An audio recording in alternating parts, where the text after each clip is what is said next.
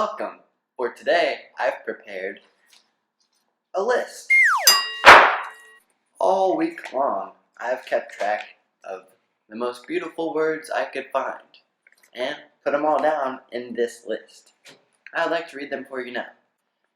Chamomile tea, blueberries, rust remover, pasta shells, dish detergent.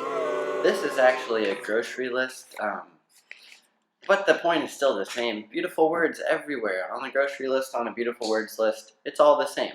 Ba-doop-ba-doop-ba-doop-boop! Transition! Today, I want to talk mostly about reading poems. How to read them, how not to read them, how you could maybe read them, how you could read them if you wanted to, but maybe you shouldn't, how you could also read them and maybe you should, and I don't know the answer to whether or not you should or shouldn't. Basically, just all the things about how to read a poem. That's what I want to talk about. Question number 1. How do you read a poem out loud? Well, in my opinion, you should do it one of two ways. Either really slowly, once I'd like to, or really, really fast. Just once I'd like to come home to find that you've scattered the pieces of a saxophone all over my... And question number 2! How do you read a poem without misunderstanding it? Sometimes when people read poems, they worry a lot about misunderstanding them. And they shouldn't. Misunderstandings can be great. For instance, one time I was walking in my room and there was a big old spider right on my floor. And I was like, oh my gosh! But then I looked again and it was actually just a sock. But still, my mind has the memory of there being a huge spider on the floor. So even though it was a misunderstanding, me seeing that spider on the floor created a real memory that got mixed in with all the other real memories in my brain. And now it's in there. It's in there with all the other ones that make me me. And it's working to make my life better and stranger, just the same as my memory of eating lunch is. It's in there. Also, one time I was riding in a car with my grandma and I misunderstood her.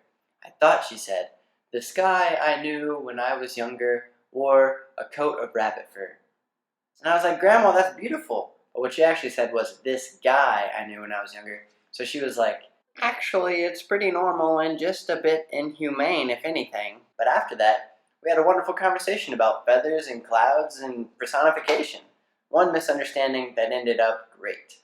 Also, if you've ever spent any time outside, you might have heard a bird making some noise. And even though it was probably saying some mean, nasty, and slightly inappropriate things about another bird across the way, you might have misunderstood it and said, "Wow, that's a beautiful song that bird's singing." So, if our misunderstandings of the world lead to a perception of that world that is more beautiful or more interesting, why is that a bad thing? Yay, art! Now, let's apply what we've learned about misunderstandings to reading poems.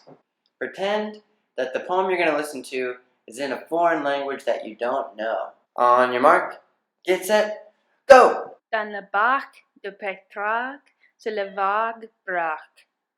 Acrobate léger sur les quatre légers, synthèse, antithèse, thèse, parenthèse, tristesse, guerre, poèmes, c'est scandaleuse.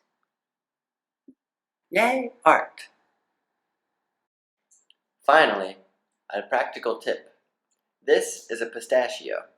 And here is reason number 19 why you shouldn't throw your pistachio shells out the window. So say you throw your pistachio shell out the window, a bird comes by, says, "Hey, that's a cool looking hat." So they put it on top of their head. Other birds get jealous because they don't have hats. Then the big bird warfare begins. Whole ecosystem crumbles, and the world ends just because you didn't want to throw your pistachio shells in the trash can like a normal person. What the heck?